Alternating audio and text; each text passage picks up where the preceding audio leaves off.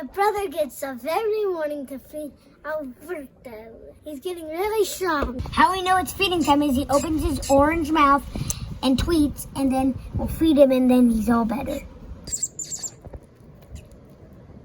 Whoa! Oh, he's hungry. Wow. He's hungry. I think that's why he was trying to eat my finger. He was hungry. Yeah, he was hungry. Whoa, look at his mouth when he does that. Wow.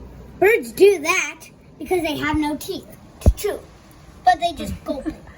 And they use their underside of their top beak and their tongue, and they rub them together like this, and then he can chew without teeth. Chewing without teeth.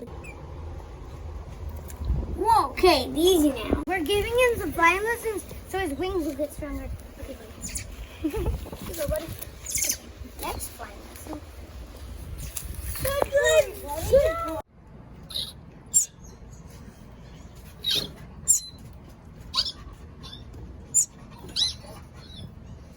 Hi there.